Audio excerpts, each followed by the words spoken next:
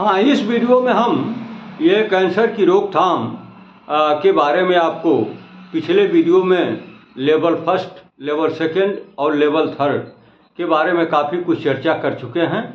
आज के एपिसोड में जो मुख्य बिंदु है वो है पुनर्वास का लक्ष्य। आखिर एक कैंसर पीड़ित व्यक्ति को के लाइफ में पुनर्वास की क्या आवश्यकता है, क्या उसका महत्व है, क्या उसे सफलता मिलती है, क्या उसे लाभ हैं, क्या उसकी हानियां हैं, यानी जो कुछ भी है। तो एक कैंसर पीड़ित व्यक्ति के लाइफ में पुनर्वास का बहुत बड़ा महत्व होता है और उसी पर हम आपके साथ आज के इस एपिसोड में काफ़ी बृहद चर्चा करना चाहेंगे। तो आइए हम देखते हैं कि इस वीडियो में ये पुनर्वास का लक्ष्य क्या है, क्यों पुनर्वास की आवश्यकता होती है। तो बताया गया कि पुनर्वास का लक्ष्य कैंसर या इसके ट्रीटमेंट से जो बॉडी में विभिन्न तरह के विकार पैदा हो जाते हैं, डिफॉर्मिटी पैदा हो जाती हैं, जैसे फिर शारीरिक, मानसिक, सामाजिक, व्यावसायिक आदि की ये जो डेफिसिट हो जाती है, ये जो डिफॉर्मिटी या कमी हो जाती है, इसकी क्षतिपूर्ति करने के लिए हम पुनर्वास को इसका सहारा बनाते हैं, माध्यम बनाते हैं।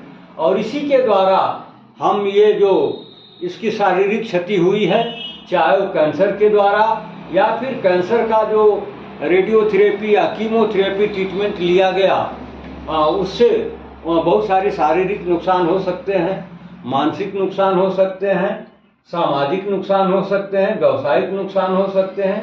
तो ये तमाम तरह के जो हानियां हो जाती हैं कैंसर से या उसके ट्रीटमेंट से, तो उसकी भरपाई करने के लिए, उसकी क्षतिपूर्ति करने के लिए हम उस कैंसर पीड़ित व्यक्ति के जीवन में पुनर्वास का सहारा लेते हैं, जिसके द्वारा बहुत कुछ हम करते हैं और बहुत कुछ भरपाई भी कर लेते हैं।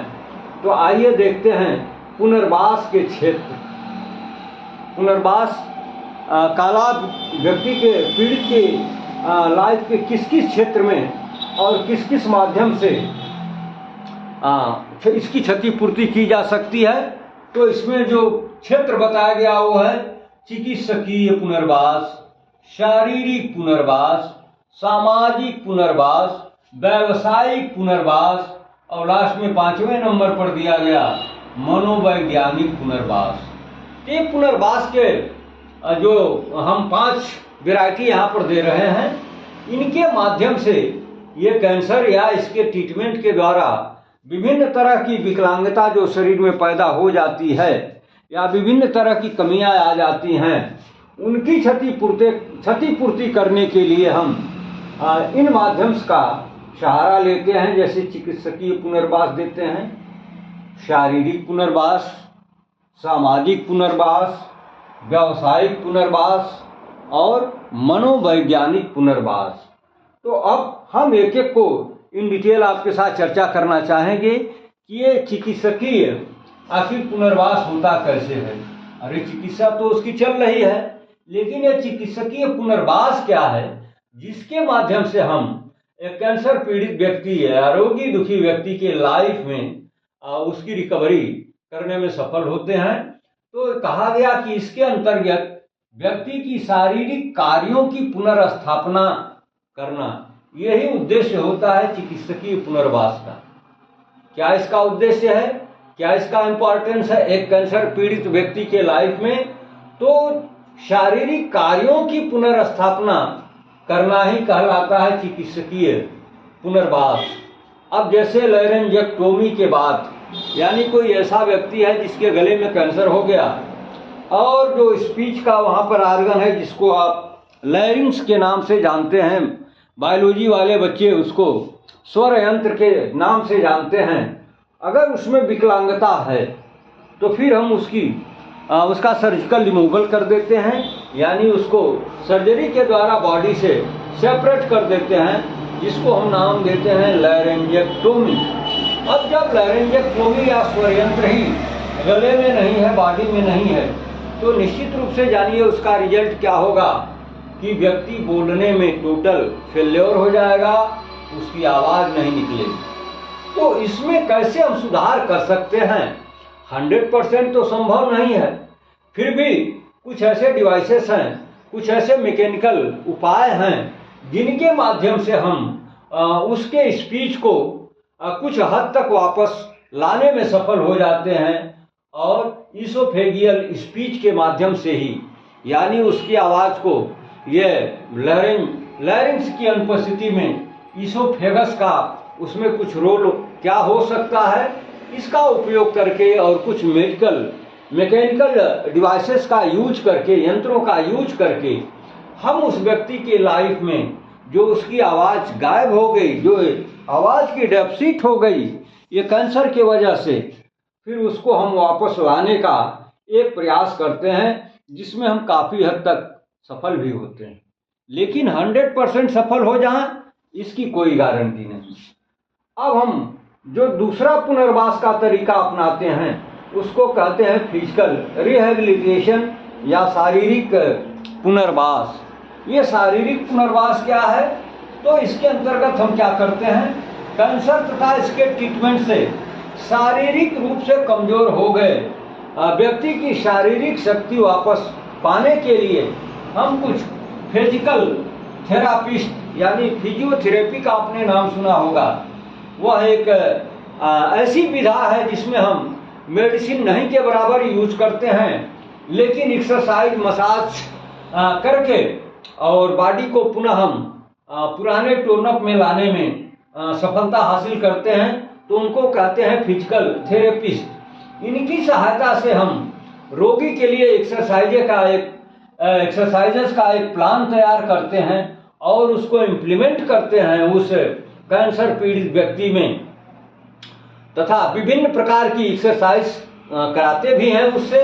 और इन एक्सरसाइज के माध्यम से बॉडी में मूवमेंट को हम पुनः जीवित करते हैं और उस कैंसर पीड़ित व्यक्ति के लाइफ में इस कमी को हम पूरा करने में सफल होते हैं। तीसरा जो मानक बताया गया वो है सोशल पुनर्वास, सोशल रिहेबिलिटेशन या सामाजिक पुनर्वास। इसमें हम क्या करते हैं, क्या होता है? तो बताया गया कि इसके अंतर्गत कैंसर रोगी विभिन्न पारिवारिक सामाजिक रिश्तों की पुनर्स्थापना के लिए आवश्यक हम रोगी को सलाह देते हैं। जैसे किसी के घर कोई फंक्शन है अगल बगल आस पड़ोस, तो वो व्यक्ति मानसिक रूप से इतना चिंतित हो चुका होता है कि ये सारी दुनिया उसको फीकी फीकी नज़र आने लगती है। और जब मानसिक रूप से व्यक्ति स्ट्रांग नहीं है, हेल्दी नहीं है, तो फिर उसके लाइफ में बहुत सारी कठिनाइयाँ पैदा हो जाती हैं। कहा है कि मन की हारे हार है, मन की जीते जीत। तो कुछ ऐसी ही कंडीशन यहाँ कैंसर से पीड़ित व्यक्ति के लाइफ में आती है। तो हम उस व्यक्ति को इसके लिए प्रोत्साहित करते हैं कि देखो बगल में शादी हो रही है, बर्थडे है या कोई म्यूजिकल कार्यक्रम चल रहा है, आप उसमें जाओ और उसी तरह से उसका आनंद लो, एंजॉय करो। जैसे एक आम आदमी, सामान्य आदमी अपने को उसके आनंद में डुबो देता है, उसी तरीके से तुम भी उसमें पार्टिसिपेट करो और उसका भरपूर आनंद लो और मानसिक रूप से उसका एंजॉय करो। तो ये जो है एक सामाजिक पुनर्वास की स्थिति बताई गई। और वो आदमी अपने को कटा हुआ महसूस करता है परिवार के लोगों से या जो उसके समाज में और दोस्त मित्र हैं उनसे, ये थोड़ा कटकर रहना चाहता है। ये चीज़ उसके लिए काफ़ी घातक हो सकती है। तो उसको दूर करने के लिए हम ऐसे व्यक्ति को काफ़ी प्रमोट करते हैं, प्रोत्साहित करते हैं कि नहीं, आपको ऐसे लाइफ जीने की ज़रूरत नहीं है। आप देखो बगल में कोई मनोरंजन का कार्यक्रम चल रहा है, कोई म्यूजिकल प्रोग्राम चल रहा है, या फला के घर शादी है, तिलक है, बर्थडे है, या कोई भी खुशी का मौका है, आप उसमें ऐसे ही जाओ जैसे एक सामान्य व्यक्ति जाता है, जिससे वो मानसिक रूप से, सामाजिक रूप से अपने को थोड़ा प्रमोट करने लगता है। और उसकी बीमारी की थिंकिंग की वजह से ये जो कमी आ गई थी, चिंता की वजह से जो कमी आ गई थी, तो कहीं ना कहीं उस डेफिसिट को हम भरने में कामयाब होते हैं। चौथा जो मानक है वो है प्रोफेशनल रिहेबिलिटेशन यानी व्यावसायिक पुनर्वास। इसमें हम क्या करते हैं, इसमें रोगी की व्यावसायिक क्षमता की पुनर्स्थापना कर उसे जीविका उपार्जन के योग्य बनाते हैं। वो कैसे बनाते हैं? अपनी बीमारी के वजह से या फिर कैंसर के ट्रीटमेंट के वजह से व्यक्ति जो है शारीरिक रूप से और मानसिक रूप से इतना कमजोर हो चुका होता है कि वह अपने, अगर वो बीमारी के पहले के लाइफ में कोई व्यवसाय कर रहा होता है, कोई बिजनेस कर रहा होता है, या किसी चीज का उसके पास कोई आर्ट है, हुनर है, जिसको करके वो अपनी आजीविका चलाता था, तो इस बीमारी के होने के बाद या फिर उसके ट्रीटमेंट के द्वारा जो ये डिफेक्ट पैदा होते हैं, इनकी वजह से फिर वो इतना मानसिक और शारीरिक रूप से अपने को वीक फील करने लगता है, कमजोर फील करने लगता है कि अब हमारी लाइफ में कुछ नहीं है, अब मैं जो करता था, जिससे हमें 2 पैसे मिलते थे, जिससे हमारी आजीविका चलती थी, अब उस कार्य को करने में, हम अपने व्यवसाय को करने में अब सक्षम नहीं रहे, इसलिए मुझे अब वो कुछ सोचना नहीं चाहिए। तो इस तरह से वह एक एंजाइटी के कंडीशन में चला जाता है, जिससे उसके अंदर क्षमता होते हुए भी वह व्यक्ति फेल्योर हो जाता है। तो ऐसे व्यक्तियों को हम ये सर्च करते हैं कि अच्छा, जो हुआ सो हुआ, अभी यह व्यक्ति क्या क्या करने में सक्षम है और ये क्या कर सकता है, या स्पेशली इसके अंदर क्या हुनर है, क्या कला है।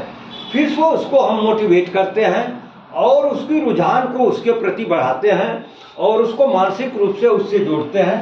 फिर वो व्यक्ति जब अपने कार्य में रुचि लेने लगता है, तो वो मानसिक रूप से अपने बीमारी के प्रति बहुत चिंताग्रस्त नहीं होता है और फिर उसका एक अच्छा समय कटने लगता है और पुनः अपने व्यवसाय में वापस वो आ जाता है।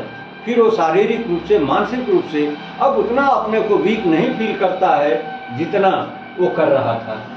तो व्यावसायिक पुनर्वास से हम व्यक्ति को उसके आजीविका से जोड़ने के लिए उसको मोटिवेट करते हैं। अब नंबर 5 पर बताया गया मनोवैज्ञानिक पुनर्वास। ये क्या होता है?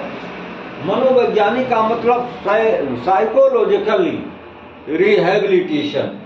आदमी जो कैंसर से पीड़ित है, वो शारीरिक, सामाजिक, व्यावसायिक पुनर्वास के साथ उसकी मनोवैज्ञानिक आवश्यकता की भी पूर्ति होनी बहुत आवश्यक है। इसके लिए हमें एक कुशल मनोचिकित्सक की, मनोवैज्ञानिक की सहायता लेनी चाहिए और वो साइकोलॉजिकली कैंसर पीड़ित या फिर उसके ट्रीटमेंट से जो डिफेक्ट मानसिक रूप से उसको आ गया है, उसको दूर करने में ये मनोचिकित्सक, साइकोलॉजिस्ट, ये मनोवैज्ञानिक लोग काफ़ी सफल होते हैं और काफ़ी हद तक उसके लाइफ में जो डेफिसिट आया मानसिक रूप से, उसकी रिकवरी करने में उसकी मदद करते हैं। तो आपने देखा कि ये तमाम मानदंड अपनाए गए, लेकिन कई बार पीड़ित अपनी बीमारी और ट्रीटमेंट से इतना चिंतित हो जाता है कि अपने को वह बिल्कुल असहाय एवं अक्षम समझने लगता है। उसके आत्मविश्वास एवं निर्णय लेने की क्षमता में कमी आ जाती है, जिसे बढ़ाने में मनोवैज्ञानिक की भूमिका काफ़ी महत्वपूर्ण हो जाती है। यह बीमारी ऐसी है कि जब व्यक्ति को इस चीज़ का पता लग जाता है कि वह कैंसर से पीड़ित है, तो फिर उसके लिए बहुत सारी दिक्कतें एक साथ पैदा हो जाती हैं और वो अपने को बिल्कुल, वो दिमागी रूप से इतना चिंतित हो जाता है कि वो अपने को बिल्कुल अक्षम और असहाय समझने लगता है और किसी बिंदु पर वह निर्णय लेने में अपने को सक्षम नहीं पाता है, क्योंकि वो मानसिक रूप से बहुत डिप्रेशन की कंडीशन में चला जाता है। तो इसको कम करने के लिए और इसकी रिकवरी को बढ़ाने के लिए एक मनोवैज्ञानिक की भूमिका का बहुत काफ़ी महत्वपूर्ण स्थान होता है ऐसे व्यक्ति के लाइफ में। अब हम एक इतनी तो बात आपको बता दिए, तो ये सारे काम एक आदमी कर नहीं सकता है। इसकी रिकवरी के लिए या एक कैंसर पीड़ित के रिहेबिलिटेशन के लिए हमें पूरी एक टीम बनानी पड़ेगी, जिसमें काफ़ी दक्ष लोग, अपने अपने हुनर के विशेषज्ञ लोग होंगे, जो इन तमाम मानदंडों को अपने अपने हिसाब से पूरा कराते हैं। तो कहा गया कि पुनर्वास दल के सदस्य कैसे होने चाहिए, उसमें कौन कौन लोग होने चाहिए।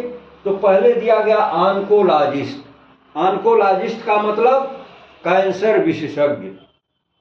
इस टीम में एक कैंसर रोग विशेषज्ञ डॉक्टर की नियुक्ति होनी चाहिए। दूसरा कौन होना चाहिए, फिजियोथेरापिस्ट, फिजियोथेरेपी करने वाला चिकित्सक। तीसरा कौन होना चाहिए, साइकोलॉजिस्ट यानी मनोवैज्ञानिक होना चाहिए। और कौन होना चाहिए, ऑक्यूपेशनल थेरापिस्ट, जो व्यवसायिक पुनर्वास का दक्ष हो, कुशल हो, उस व्यक्ति को होना चाहिए। और किसको होना चाहिए, स्पीच थेरापिस्ट, जो वाणी को, स्पीच को सुधारने में, उसकी रिकवरी करने में विशेषज्ञ हो, उसको रखना चाहिए। और किसको रखना चाहिए, डाइटिशियन, यानी कैंसर पीड़ित को क्या खाना है, क्या ना खाना है, खाना है तो कितने मात्रा में खाना है, तो ये तमाम चीज की जानकारी ये डाइटिशियन के वजह से उसको मिलेगी। तो एक डाइटिशियन की नियुक्ति होनी चाहिए। और कौन होना चाहिए, रिक्रिएशनल थेरापिस्ट, एक ऐसा विशेषज्ञ जो उसके लाइफ में मनोरंजन के तमाम क्षण पैदा करे, उसका रिक्रिएशन करे, ताकि वो मानसिक रूप से अपने को हल्का फील करने लगे। और किसको रखना चाहिए, सोशल वर्कर, एक ऐसा वर्कर जो सोशली उस व्यक्ति को सपोर्ट करे और उसके सोशल लाइफ का डेवलपमेंट करे, उसके अंदर ये विश्वास भरे। तो एक सोशल वर्कर की नियुक्ति होनी चाहिए। और किसकी होनी चाहिए, एनजीओ सदस्य, ये जो एनजीओ तमाम अलग अलग तरह की प्लानिंग चलाते हैं, तो एक एनजीओ मेंबर होना चाहिए।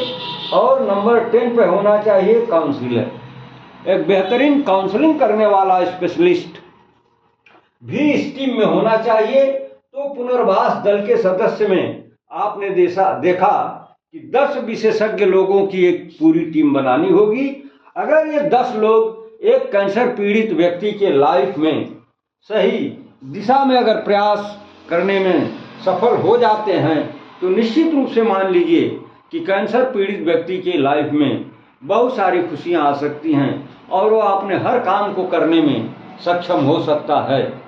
तो इसी के साथ अब हम इस वीडियो का एंड करेंगे, जो आज की वीडियो है पुनर्वास का लक्ष्य। ठीक है, बाकी शेष बातें हम अगले वीडियो में लेकर के आएंगे, जिन पर आपके साथ डिटेल में चर्चा करना चाहेंगे।